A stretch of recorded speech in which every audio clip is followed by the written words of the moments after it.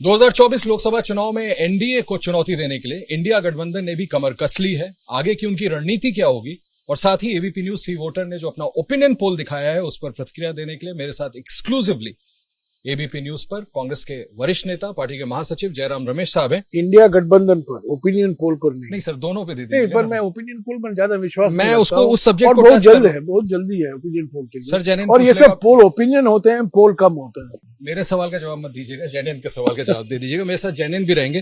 Opinion poll को ही पहले touch कर लेता हूँ। हमारा जो ओपिनियन पोल आया सर, उसमें एनडीए 295 से 335, इंडिया गठबंधन 165 से 205, अदर्स 35 से 65।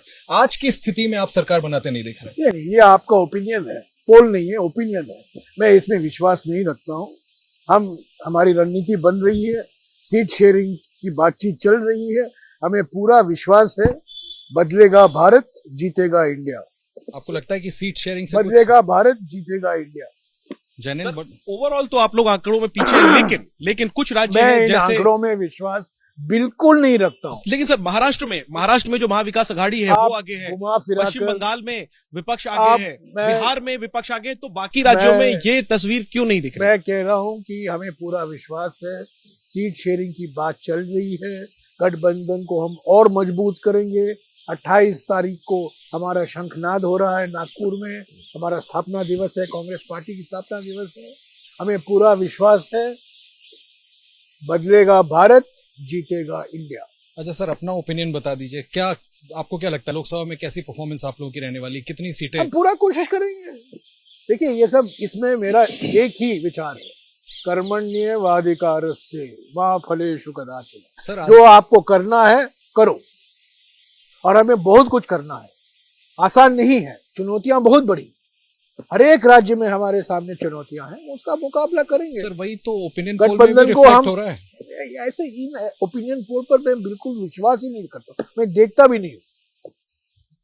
जिन राज्यों में जैनेंद्र आपको बताना चाह रहे थे, कुछ राज्यों में हम कमजोर हुए हैं, कुछ राज्यों में हम मजबूत बेहतर कर रहे हैं, ये सब जैसे सर मैं बिहार बेहतर कर रहे हैं उसकी मैं प्रशंसा करूं, और जहां हम पीछे हैं उसकी आलोचना करूं, ये सही नहीं। अच्छा सर, मैं आपको मोटे तौर से बता रहा हूं कि आज के हालात में आज ओपिनियन पोल करना उसका कोई मायने नहीं रखता है, सिर्फ आपको टीआरपी बढ़ाने के लिए।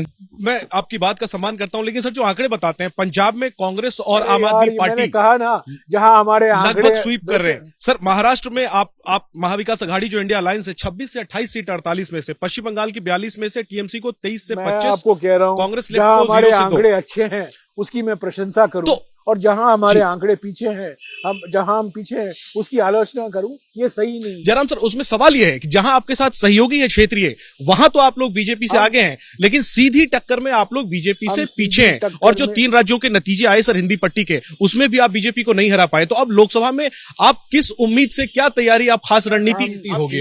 जहां हमें सीधा टक्कर करना है हम टक्कर करेंगे, जहां हमें गठबंधन में जाना है गठबंधन में जाएंगे।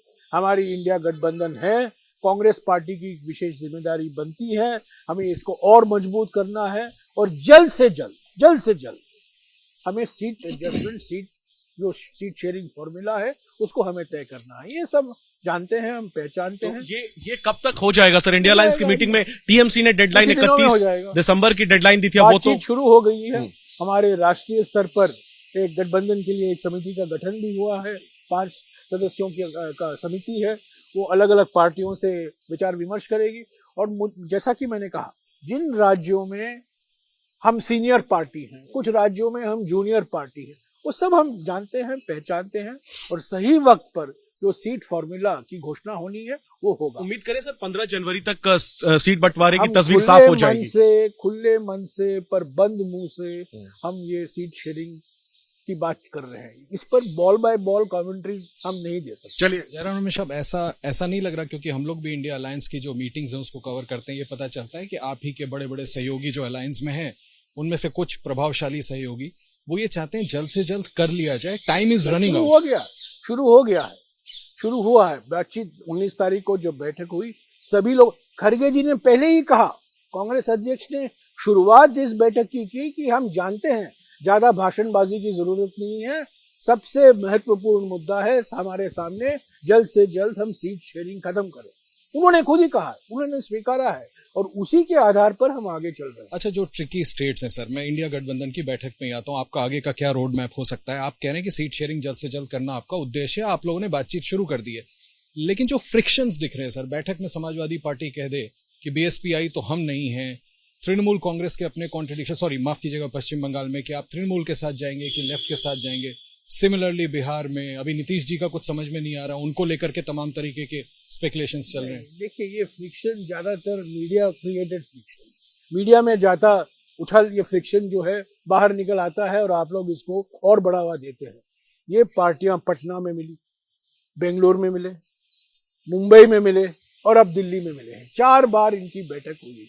अगर इतना फ्रिक्शन होता तो 4 बार नहीं मिलते, बातचीत नहीं होती और एक आम सहमति बनी है कि हम एक होकर लड़ेंगे और एक साझा कार्यक्रम भी होगा, पॉजिटिव एजेंडा भी होगा, तो सही वक्त पर हम उसकी भी घोषणा करेंगे। पर सबसे बड़ी बात ये निकली हमारी दिल्ली की बैठक से कि जल्द से जल्द सीट शेयरिंग हम शुरू करें और उसको खत्म करें। सर, बंगाल जैसे राज्यों में हाँ, चुनौतियां हैं। आप पहले इलेक्शंस दर इलेक्शंस लेफ्ट के साथ जाते हाँ, थे, इस बार क्या आपको लगता है टीएमसी और सीपीएम एक साथ काम कर सकेंगे?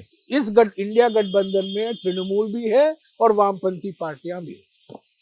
जैनन, सीट शेयरिंग के अलावा जो एक और महत्वपूर्ण विषय है सर, चेहरे का, बैठक में, इंडिया गठबंधन की बैठक में ममता बनर्जी ने खरगे जी का नाम प्रपोज किया प्रधानमंत्री उम्मीदवार के लिए। हालांकि वो ठीक है कि आप लोग कह रहे हैं कि पहले बहुमत लाओ फिर पीएम फेस, लेकिन क्या चुनाव लड़ो, चुनाव जीतो, सांसद लाओ, बहुमत लाओ, उसके बाद हम चेहरे की बात करेंगे। हमें बेस की जरूरत है, फेस की नहीं। सर ये बात दीदी को नहीं समझ में आई, ममता बनर्जी जी को। उन्होंने कहा, उन्होंने अपना विचार रखा है यार। एक हम लोकतांत्रिक पार्टी है, हम किसी की आवाज को दबाते नहीं है। बीजेपी की माफी नहीं है। मोदी के सामने आता है, बोलता है, ज्ञान देता है, उपदेश देता है और सब लोग कहते हैं जी सर, जी सर, जी सर। इंडिया गठबंधन तो ऐसा नहीं है। इंडिया गठबंधन में अलग अलग नेता, आम लोगों के बीच में ये सवाल है, मोदी के सामने कौन? नहीं, मोदी के सामने क्या, कौन नहीं, मोदी के सामने क्या ऑल्टरनेटिव है, क्या विकल्प है? आर्थिक नीति, सामाजिक रणनीति क्या होनी चाहिए, राजनीतिक रणनीति क्या होनी चाहिए, आर्थिक नीति क्या होनी चाहिए, उस पर विचार हो रहा है। सर, इन नीतियों को बढ़ाएगा कौन? जनता चेहरा तो देखना। हमारे देश में, मैं बार बार कहता हूँ, एक बार फिर से दोहराऊंगा, हमारे देश में चुनाव ब्यूटी कॉन्टेस्ट नहीं होते हैं व्यक्तियों के बीच में, पार्टियों के बीच में लड़ाई जाती है चुनाव। पार्टी की विचारधारा, पार्टी सिंबल, पार्टी के चिन्ह, चुनाव चिन्ह, पार्टी की घोषणा, पार्टी की गारंटी, तो इनके आधार पर चुनाव लड़े जाते हैं। आप बार बार कहते हैं चेहरा कौन है, चेहरा कौन है। ये चेहरा नहीं है, ये फेस वाला नहीं है, ये बेस वाला है। अच्छा सर, ये जो नाम लिया ममता बनर्जी जी ने, जिनको सपोर्ट किया अरविंद केजरीवाल साहब ने, ये मीडिया का क्रिएशन तो नहीं है सर? इसके बाद ये खबर, उनके विचार है यार, उनके विचार अलग अलग विचार हैं, पर सभी ने ये माना कि अभी प्राथमिकता क्या है? प्राथमिकता है सीट शेयरिंग के लिए, प्राथमिकता है एक साझा कार्यक्रम के लिए।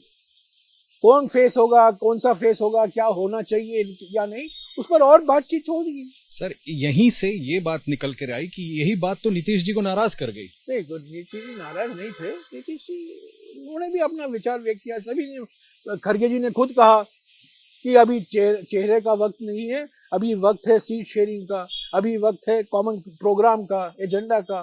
तो अलग अलग विचार है यार। देखा, बार बार मैं कहता हूं कि इंडिया गठबंधन एक तंत्र का तोप नहीं चलता है। इंडिया गठबंधन में हर व्यक्ति अपना विचार व्यक्त करता है या करती है और उसको सुनाया जाता है और उसके बाद एक आम सहमति बनती है। इंडिया गठबंधन सर्वसम्मति नहीं बनाती, एक आम सहमति बनाकर आगे हम चलते हैं। 29 तारीख सीट शेयरिंग को भी लेकर मैं आपको यकीन दिला दूं, मैं आपको बता दूं कि सीट शेयरिंग को भी लेकर हम आम सहमति के आधार पर ही आगे चलेंगे। सर, 29 तारीख को जेडीयू ने अपनी बैठक बुला ली है, आपके नॉलेज में। आप ये कह सकते हैं कि नीतीश जी इंडिया गठबंधन में बने रहेंगे? इस बात का खतरा है कि वो इंडिया गठबंधन से बाहर निकल सकते? बनी रहेगी। इंडिया गठबंधन को मजबूत बनाने के लिए कांग्रेस पार्टी को जो कुछ करना है वो करेगी। नहीं सर, नीतीश जी को लेके कितने कॉन्फिडेंट है आप? एक व्यक्ति को मत लीजिएगा, मैं इंडिया गठबंधन की बात कर रहा हूँ। इंडिया गठबंधन को लेकर हमें जो कुछ करना है हम जरूर करेंगे। जैनन, 2004 में तैयार हम ये शंखनाद है कांग्रेस पार्टी का नागपुर से। हम का हिस्सा 28 तारीख सर, हम का हिस्सा नीतीश जी अंत तक बने हम तो रहेंगे। इंडिया पार्टी है, ना केवल कांग्रेस पार्टी है पर इंडिया गठबंधन भी है उस इंडिया में, उस हम में। शंखनाद करने जो आप लोग नागपुर जा रहे हैं, हाँ। उसके पीछे क्या मैसेज है? नागपुर में क्यों फाउंडेशन लोकसभा है, चुनाव का शंखनाद महाराष्ट्र करने जा रही है कांग्रेस पार्टी? महत्वपूर्ण राज्य है, महत्वपूर्ण राज्य है।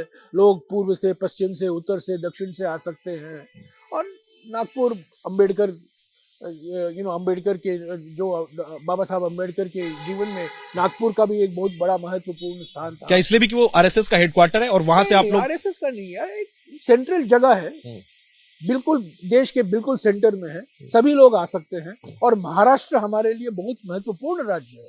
2024 के लिए महाराष्ट्र को जीतना हमें बहुत जरूरी है।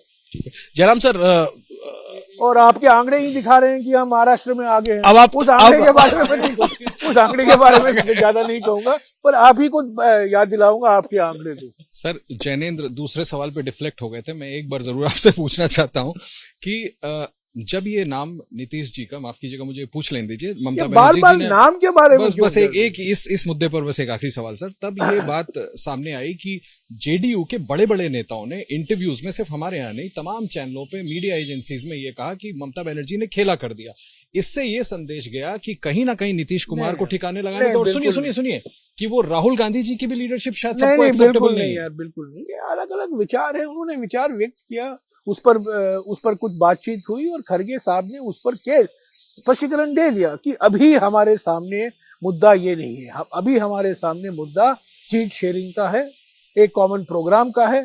अगर चेहरा होना है, चेहरा नहीं होना है, अगर हमें प्रधानमंत्री पद के लिए उम्मीदवार घोषणा करना है या नहीं, वो बाद में उस पर विचार होगा। अभी वो हमारे लिए प्राथमिकता नहीं है सर, क्योंकि हमारे देश में हमारी चुनावी प्रणाली दलों पर आधार है, व्यक्तियों पर आधार नहीं। सर, इंडिया गठबंधन की बैठक में भी और बाद में जो सीडब्ल्यूसी की बैठक हुई आप लोगों की, उसमें भी इस बात पर चर्चा हुई कि जो मध्य प्रदेश, राजस्थान और छत्तीसगढ़ के चुनाव हुए, खासतौर पर मध्य प्रदेश, उसमें सहयोगी दलों को, इंडिया गठबंधन के सहयोगी दलों के साथ गठबंधन करना चाहिए था, मसलन मध्य प्रदेश में समाजवादी पार्टी के साथ। आप अब रिजल्ट के बाद मानते हैं कि विधानसभा चुनाव में अलायंस करना चाहिए था? विचार करना है, वो वर्किंग कमेटी में इस पर बातचीत हुई और कई लोगों ने ये विचार व्यक्त किया कि हमें गठबंधन करना चाहिए था। हालांकि वो सीट मांग रहे थे 4, 5 या 6, हमें दिया जाना था। तो इस पर बातचीत हुई है और जो रणनीति तय होगा, अभी हमारे केंद्र स्तर पर एक समिति है, वो सभी पार्टियों से बातचीत करेगी और जो हमें सबक सीखना है इन नतीजों से, काफी निराशाजनक। ये सबक आपने सीखा है कि अगर असेंबली इलेक्शन में अलायंस कर लेते? मुझे पूरा उम्मीद है जो हमें सबक सीखना है हम जरूर सीखेंगे और जो गलतियां हमने की हैं उसको हम नहीं दोहराएंगे। सर, जो आप नीतियों की बात हमारे में कोई अहंकार नहीं है, हम यहाँ बैठे नहीं है, हमारे में कोई अहंकार नहीं है। खरगे जी ने साफ कहा है, राहुल जी ने साफ कहा है बैठक में, इंडिया बैठक में, कि जो कुछ हमें करना है, हमें माने कांग्रेस पार्टी, जो कुछ कदम हमें उठाने हैं हम उठाने के लिए तैयार हैं। और जो नतीजे आए हैं ये बिल्कुल हमारे जो एक्सपेक्टेशन था, जो हम उम्मीद कर रहे थे, उसके बिल्कुल विपरीत है इन 3 राज्यों में, और उससे हमें सबक सीखना है, हम सीखेंगे। सर, मैं ये बोल रहा था कि इसकी समीक्षा हुई है। आप कॉमन प्रोग्राम और नीतियों की बात कर रहे हैं, इंडिया गठबंधन जिन पर आगे बढ़ेगा। ऐसे में अगर एक बड़े इंडिया गठबंधन के घटक के एक बड़े सांसद देश के उपराष्ट्रपति की मिमिक्री करें और आप इतने तमाम संसद सुनिए तो संसद से आप लोग निकालेंगे, मैं आ रहा था उस पे। बार बार आप मिमिक्री की बात करते हैं। सर, मैं आपकी बात कर रहा हूँ, आप सवाल तो सुन ले। इतने सांसद जब बाहर निकाले गए, ये कोर इशू बनना चाहिए था, वो डिफ्लेक्ट हो जाता है, वो डाइवर्ट हो जाता है। आपको नहीं लगता इससे नुकसान होगा? ये मीडिया के सहयोग से ये डाइवर्ट किया जा रहा है। असली मुद्दा क्या है? नहीं। 145 सांसद सस्पेंड हुए हैं, 146। सर, हम तो वही इशू रेस कर रहे थे, बीच में एक सांसद ने ये कर दिया, तो ये तो मुद्दा ये नहीं है। मुद्दा ये है कि गृह मंत्री नहीं आए। 13 दिसंबर को ये सुरक्षा चूक हुई और इसमें बीजेपी मैसूरू के सांसद का एक भूमिका, बहुत महत्वपूर्ण भूमिका थी। गृह मंत्री नहीं आए, उन्होंने वक्तव्य नहीं दिया, क्यों हुआ, कैसे हुआ, पर उन्होंने टीवी चैनल पर जाके कहा। जब पार्लियामेंट का सत्र चल रहा, प्रधानमंत्री पार्लियामेंट के अंदर नहीं बोले, पर मीडिया को जाकर उन्होंने इंटरव्यू दिया। हमारी क्या मांग थी, इंडिया गठबंधन की क्या मांग थी कि गृह मंत्री आए और एक वक्तव्य दें, उस पर 3-4 सवाल उठाए जाएंगे नेताओं से और उसका जवाब दीजिएगा। और पार्लियामेंट का सत्र चलेगा। आपको ये अहंकार जो है प्रधानमंत्री और गृहमंत्री का G2 का जो अहंकार है, G20 हो गया, अभी G2 है, तो इनका अहंकार जो है उसके खिलाफ हमने ये प्रदर्शन सर आप लोग क्या और अभी उससे ध्यान हटाया जा रहा है, मिमिक्री गिमिक्री ये सब ये मुद्दे नहीं है। मुद्दा ये है कि लोकतंत्र की हत्या हुई है और सुरक्षा चूक हुई है और उस पर गृह मंत्री चुप है संसद के अंदर, लोकसभा के अंदर और राज्यसभा के अंदर। सर इन कोर इश्यूज पे आप क्या आपको लगता है कि इन रन अप टू इलेक्शन सरकार को ला पाएंगे, जवाबदेही तय कर पाएंगे? नहीं, हम अभी तो संसद सत्र नहीं होगा, अभी वोट ऑन अकाउंट होगा। हमें जनता के बीच में जाना है, लोकतंत्र खतरे में है, संविधान खतरे में है, पार्लियामेंट खतरे में है, जो संवैधानिक संस्थाएं हैं उसको जानबूझकर कमजोर किया जा रहा है। हमें इलेक्शन कमीशन से टाइम नहीं मिल पा रहा है कि हम जाके उनको कहें कि ईवीएम पर कई लोगों ने सवाल उठाया है, इस पर कुछ आप इसकी जांच करवाइए। ईवीएम पे कोई सवाल जाने? बिल्कुल सर, आपको भरोसा है जो आप लोगों ने जो प्रस्ताव पारित किया इंडिया अलायंस की बैठक में कि जो वीवीपैट में जो पर्चियां गिरती हैं वो एक पर्ची वोटर को भी मिले, इसको लेकर के आप चुनाव आयोग को ज्ञापन सौंपने वाले? के खिलाफ नहीं है ये प्रस्ताव जो हमने पारित किया इंडिया गठबंधन के बैठक में। हमने सिर्फ एक सुझाव दिया था और हमने टाइम मांगा है इलेक्शन कमीशन से, हमें टाइम नहीं मिल रहा है। हम ये नहीं कह रहे हैं कि ईवीएम को बंद करो, हम ये नहीं कह रहे, हमने कहा है कि कुछ सवाल उठाए गए हैं, कुछ डाउट है, कुछ शक है, उसको दूरी करना आपका जिम्मेदारी बनती है, आपकी कर्तव्य होता है, पर हमें टाइम ही नहीं मिलता। तो पार्टियों को क्या होगी फिर सर ईवीएम के मसले पर? फिर इंडिया अलायंस की स्ट्रेटजी क्या होगी? दरवाजा खटखटाते रहेंगे, हमें सुनिए, हमारी सुनवाई हो। क्या कोर्ट भी जा सकते हैं आप लोग इस मसले? कोर्ट भी छोड़िए, हर एक मामले में हमें कोर्ट जाना भी सही नहीं है। हमें इसको लोकतांत्रिक तरीके से लड़ना है। कुछ सवाल उठाए गए हैं और हमने एक सुझाव दिया है। हम चाहते हैं कि इलेक्शन कमीशन उस सुझाव पर विचार करे और हमें कहें हमने विचार किया है, ये हमें स्वीकार नहीं है, वो भी कह दें, वो भी सही है, पर हमें टाइम ही नहीं मिल पा रहा है। ये लोकतंत्र है, देश का सबसे बड़ा लोकतंत्र, दुनिया का सबसे बड़ा लोकतंत्र, मदर ऑफ डेमोक्रेसी, जहां विपक्ष पार्टियां इलेक्शन कमीशन से अपॉइंटमेंट नहीं मिल पा रहा है। इसके बारे में सर ये कैसा लोकतंत्र है? ये तो एक तंत्र का तोप है। टुवर्ड्स द एंड आखिरी का सवाल करूं उससे पहले सर, क्या कोई डेडलाइन दे सकते हैं सीट शेयरिंग का? कब तक कर लेंगे? हो जाएगा, अगले कुछ दिनों में हो जाएगा। जनवरी के पहले दूसरे हो जाएगा, सही वक्त पर हो जाएगा। जैसा कि मैंने कहा ना, पंजाब दिल बड़ा है, मन खुला है, पर मुंह बंद है। सर स्टेट यूनिट्स जो आपस में डिफरेंस हो, ठीक है, अलग अलग नजरिया है। पंजाब में आम आदमी पार्टी से हो पाएगा, पंजाब में, दिल्ली में, अलग अलग, उसको सब एक आम सहमति के आधार पर आम सहमति, सर्वसम्मति नहीं। अच्छा, आम सहमति। हम आम के पेड़ के नीचे बैठे हुए हैं। आम सहमति। अंत करने से पहले दो चीजें पूछना चाहता हूँ। एक तो सीट शेयरिंग की डेडलाइन, ओपिनियन पोल के बारे में नहीं, ओपिनियन पोल पर हो गया। डेडलाइन, एक तो आपने सीट शेयरिंग की बात कही, एक शुरुआत कब से हो रही है उसका इंतजार किया जा रहा है। भारत जोड़ो, हम डेडलाइन का पालन करेंगे, हेडलाइन का नहीं। एक डेडलाइन की नहीं, एक शुरुआती तारीख का इंतजार किया जा रहा है कि भारत जोड़ो यात्रा, उस पर बातचीत हुई है। दूसरा चरण शुरू कब से हो? वर्किंग कमेटी में कई लोगों ने कहा, एक दो लोगों ने कुछ शक जताई कि क्या पद यात्रा हो सकता है। अभी वक्त नहीं है पद यात्रा का, पर किसी तरह का भारत जोड़ो यात्रा होना जरूरी है, सभी लोगों ने कहा। नए साल में दूसरा चरण राहुल गांधी की यात्रा का शुरू हो होने वाला है, पूर्व से लेकर पश्चिम तक हो सकता है। और कब तक इसका ऐलान हो जाएगा? संभावना से हम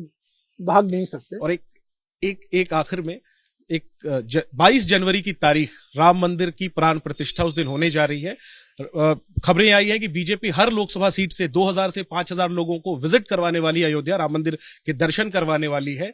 एक तो बीजेपी की ये जो मेगा रणनीति है, इसके काउंटर में आपके पास क्या प्लान है? और दूसरा, बातचीत हो रही है, आपकी लीडरशिप को इन्वाइट किया गया है, सोनिया जी को, खरगे जी को, क्या शामिल होंगे प्राण प्रतिष्ठा कार्यक्रम में? 22 तारीख को है ना, खरगे जी से मुलाकात हुई है, सोनिया गांधी जी से मुलाकात हुई है, वो जाएंगे या नहीं तभी पता चलेगा। अभी तक कोई व्यू नहीं बना सर, उसको अंतिम निर्णय नहीं लिया गया, इस पर विचार चल रहा है, विचार विमर्श हो रहा है। बट जाने की संभावना है। हाँ, ये देखिए, अगर हम जाएंगे तो हम जाएंगे, आपको कहकर तो नहीं जाएंगे।